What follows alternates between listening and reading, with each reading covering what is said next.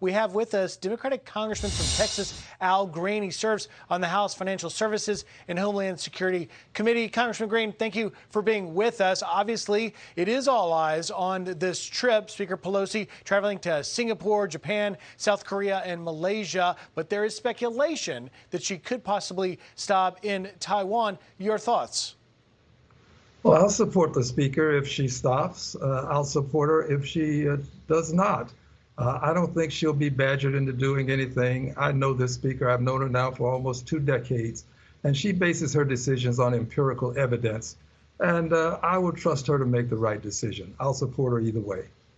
Well, do you also see, as many critics, both Republicans and Democrats, are pointing out that now with such bellicose talk coming from China, threatening to shoot the speaker's plane down, that it is a threat that perhaps she has to stop now? How do you see it? Bellicosity does not make the speaker move in one direction or another, and it shouldn't.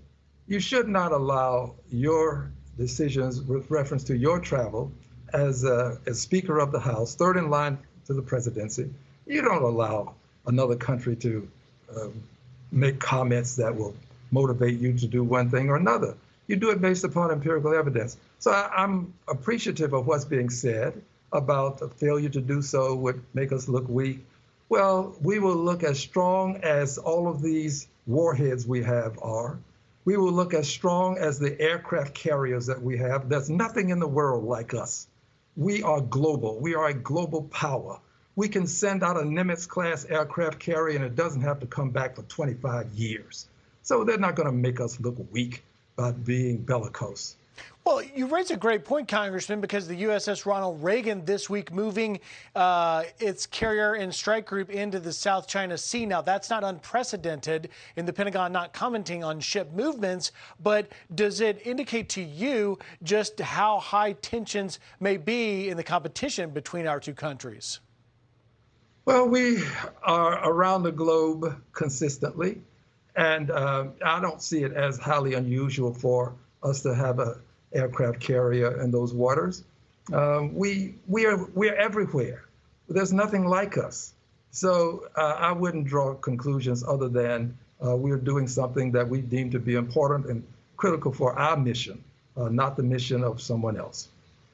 Congressman, changing gears just a little bit, the White House really doesn't want to use that word recession after the second quarter GDP falling again, which is a common definition for being in a recession. How do you see it? It is a technical recession, but you cannot overlook the fact that we're creating jobs, that unemployment is very low.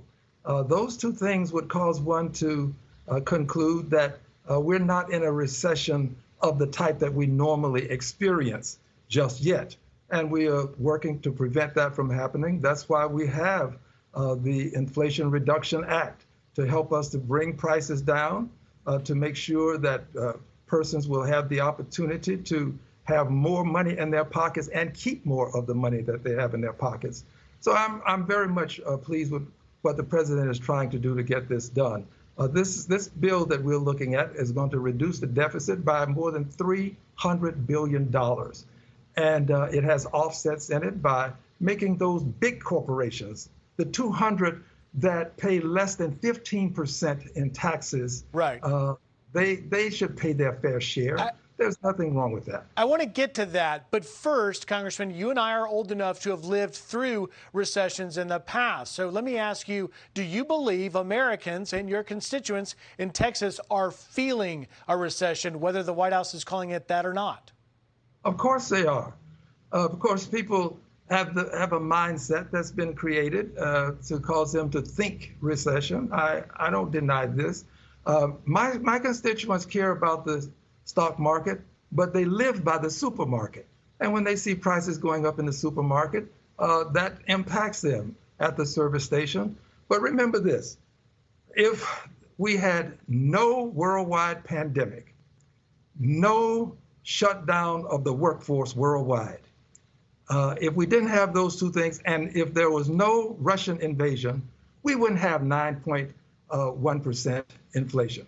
It wouldn't be the case. Yeah. This is all brought on by a multiplicity of things, and we ought not try to conclude that any president would be able to handle this better than this president is handling it. Critics of President Biden would disagree with you. Just before we run out of time, I did want to ask you about a border question. Just because you're a Texas congressman, we see that the administration has gone and reversed themselves. They said they would not build another inch of Trump's border wall. Now they're going to build in 4 sections in Yuma, Arizona, new border wall to fill some gaps. Do you believe the administration is reversing course, and would you like to see them perhaps do a similar thing in some of the areas in Texas?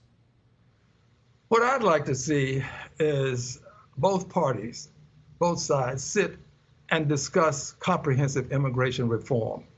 And we'll discuss walls. We can discuss what's going to happen to the 11 million people who are already here. These are the 2 major issues on the table. And I think that if we can do that and we can't negotiate it through the press, that would be a mistake. But I'd like to see us sit and try our very best to have comprehensive immigration reform, which I think would eliminate a lot of the problems we have. By the way, not everybody who comes to this country wants to stay. Many people just want to work. So comprehensive immigration reform could take care of that. It's a great point. I'm not sure we can get to that meeting, but we shall see. Congressman Al Green, thank you very much for your time today. Thank you, sir. Thank you much. All right.